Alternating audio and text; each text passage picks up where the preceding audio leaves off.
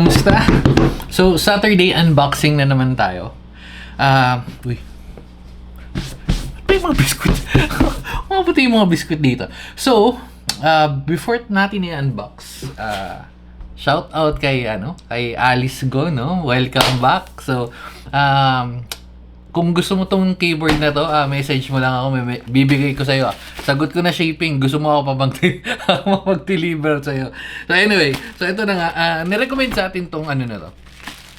Nirecommend sa atin to. Hindi, actually, wala to sa ano to. Wala to sa listahan ko. Wala nga siya sa ano ko. Magnetic switch. Parang doon ako medyo naging interesado. So, testing natin. Pero before tayo pumunta doon, pero medyo, hindi medyo mahal. Mahal talaga siya. For 61 keys, magkano to? Uy, lagpas na pala to sa 7 days. Ang tagal na dito.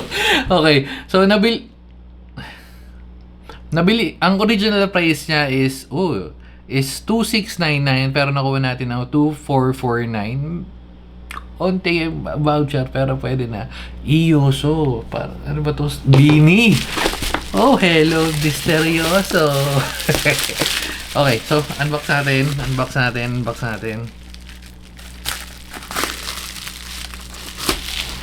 Wala to sa listahan ko ngayon. Kakaiba to no? Kasi ito magnetic. So, ano ang bagong pakulo ng mga magnetic na switch? Pero ang ganda yung box, in fairness. Buo siya. Buo natin siya nakuha, walang galos. Natatawa ako. May nag-comment, may nabasa akong comment. Parang sabi niya, ba't daw lahat ng box na dumadating sa akin is durog-durog? Hindi naman lahat. Meron iilan, meron talaga. Pero kasi sa sobrang dami rin nating order, meron talagang magiging durog yung box. Pero, anyway, so yan nga. Iyoso Magnetic Axis. 8K reporting rate. Magnetic Axis Hall switch. Alam ko, una ko narinig yung Hall switch yung sa controller. Ito yung mga Steam Deck days. Para kasi yung original, ewan ko kung same yun, pero feeling ko baka katunog baka kapangalan niya lang, pero anyway, so HZ61. Okay. May kamukha tong ganito.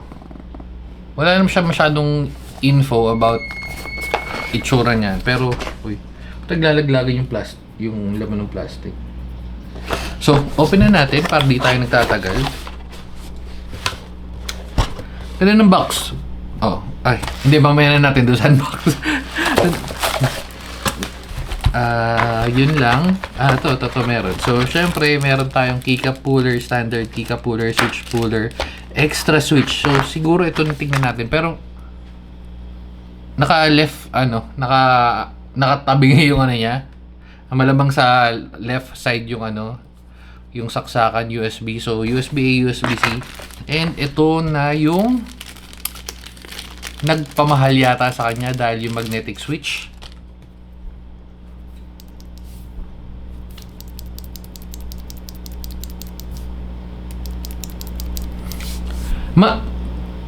Linear siya na magaang, pero hindi ko, kasi may nabasa akong ganito na parang pwede mong palitan yung diin or yung force, pero hindi yata to yun. Pero alam ko meron ako nakitang ganun, switch na pwede mong palitan yung force. Check natin. Hindi ko masyado makita yung difference, pero hindi, wait lang. Ito napuwing ako. Ito wala siyang pin. Okay, pinless. So ibig sabihin, baka nga yun yung magnet, kinakabit-kabit lang, napupuwing tayo. And meron siyang manual. Okay, so ito yung standard na manual sa mga naghahanap. Print screen o stop nyo na lang. Okay. So, standard na FN and then space, keyboard. Okay. Ayan. And then likod syempre is yung different language. Okay.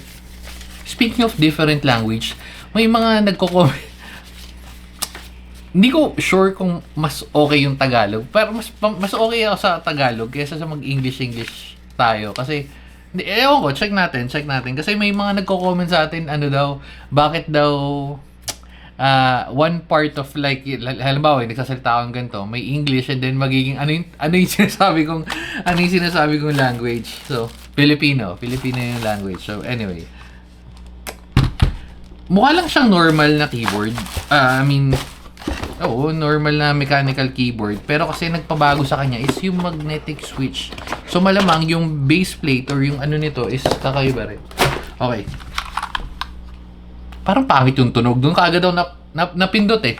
So, punta na tayo doon. Before natin kalikutan yung ibang part.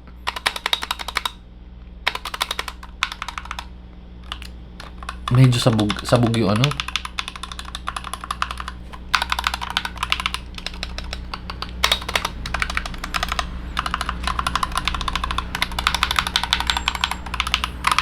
Sabog yung tunog. Pero, lalapag natin kasi syempre, speaking of lalapag natin, thumbnail na natin saglit. Yan. So, meron din participation kung saan nakapatong yung keyboard mo. So, testing na natin. Pero usually, nagta-typing test naman tayo kaya malalaman natin yun. Pero, anyway, ito.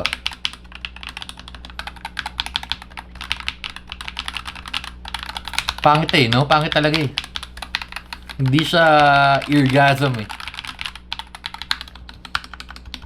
Ito medyo okay, pero itong part na nasa gitna yung letters, hindi masyado. So, puna na tayo. Sa sound, medyo negative tayo doon, pero ilalim, lower right, meron kang, yun nga yung EOSO. And then, nandito na nga yung saksakan, USB port, Hoy, ano to? Irespeto daw na. Ano to? Ba't may 1855 to 1938?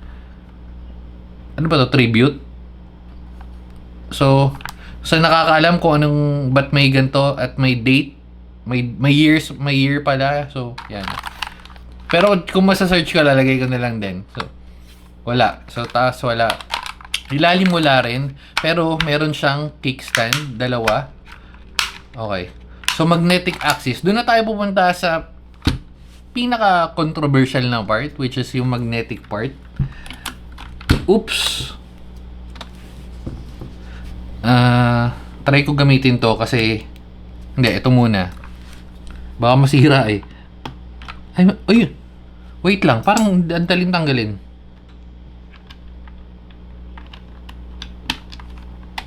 Hindi. Ano rin. Pero, magnet nga. So, literal na ayan, kung makita nyo, wala na siyang pin. Ayan, wala siyang pin. Pero di ko alam kung ba't may 2 slots. Siguro pwede mo palitan. Kasi yung regular, pero hindi, yung regular pins kasi, di ba ang pwesto nun dito at saka dito. So, medyo kakaiba to.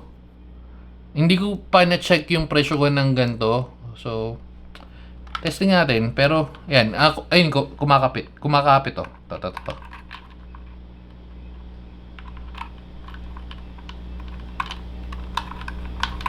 Hindi masyado makita. Wait lang. Yan o. Nagki-clip lang siya. Madali siyang tanggalin, madali rin replace, lalo na kung sa part na mahilig ka magpapalit-palit ng switch. Siguro ito yung pinakamagandang keyboard para sa'yo. Yan. Lalo kung matelok ka magpalit ng switch. Yan. Oops. Okay. Pero hindi ko trip yung tunog. Although okay yung factor na, alam mo yun, wala ka ng puwersa, hindi mo na kailangan magbigay ng effort para magtanggal. Pero, speaking of, wala tayong on natin. Ito na cellphone. Wait. Focus muna natin para hindi naglalabasan yung notifications. So again, ang presyo niya is 2,449, roughly 2,500. May discount na yun. So, hindi ko alam kung mas magiging mura sa mga part na 9, 9, 10, 10, 11, 11. Pero, yun na yun. Nasaan na to? Okay. Monkey type, syempre. Oops. Okay. Yung typing feels is okay ba?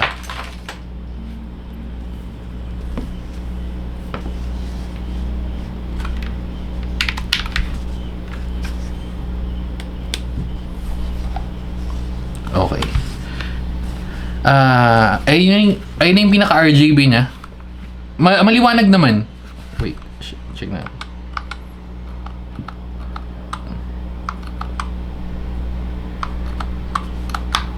Ay, mali.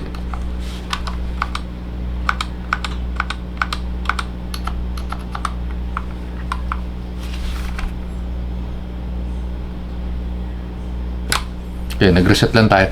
Which is, yun nga sinasabi ko, sa mga nagtatanong, kadalasan ng reset, FN escape or FN escape eh. Talaga, madalas. Anyway, or FN enter. Pero kasi bira yung enter kasi nga, madalas pinipindot yun. So, nakita nyo naman, na-reset natin yung So, punta na tayo sa typing test para hindi tayo lumalayo. Oops. Tayo natin onti. Okay. Game.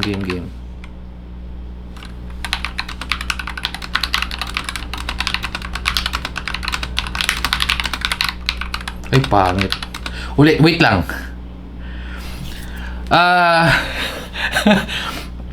Naninibago ako sa sa keycaps. Hindi ako sanay sa ganitong keycaps. Wait, pakita ko sa inyo. Medyo mataas. ASA yata to. Ito. Ayun o. Naninibago lang ako. Sanay ako sa OEM Cherry. Pero, yun na. So, going back. Okay. So, game.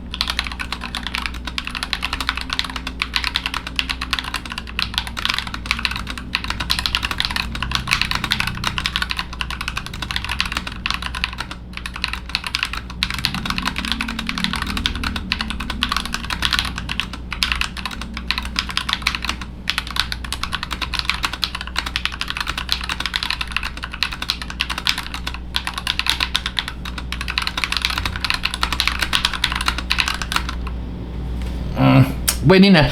Hindi ko feel yung tunog. Medyo nakakadagdag factor para sa akin. Sa akin yun hindi naman, depende yun. Pero may factor sa akin pag nagtatype ako at yung swabe yung tunog, yung tak. Hindi siya nabibigay nitong keyboard na to. Siguro ang plus factor niya is yung pagiging magnetic switch that kung kailangan mo magpalit-palit for whatever reason is yun, magagawa mo.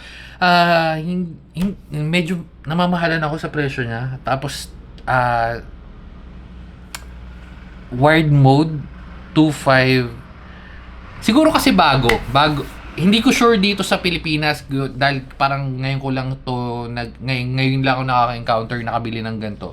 Hindi ko sure sa ibang bansa if meron ng ganito, pero yun nga medyo mahal siya para sa price ng 2.4, pero then again iba kasi yung tech niya compared sa regular switches. So yun, pwede mo nang try, pero nakita niyo naman hindi siya para sa akin hindi siya ganun ka-appealing unless na of course gusto mo i-testing yun ganitong mechanical switches. Pero anyway, since yun nga hindi mo magagamit yung switch nito, hindi mo magagamit, sigurado ako yung switch nito dun sa ibang keyboards mo, so hindi mo masaswap-swap kung meron ka man, if ever man nabalak mo. Yun. Meron mas malaking ganito, pero te-testing natin siguro. Tatry ako hanap ng ibang keycaps na keyboard na ganito, pero yun. Ayos lang. Pwede na, medyo mahal pero all good for the experience. So again, Ioso HZ61. Sakto lang. Bye na guys. Babu.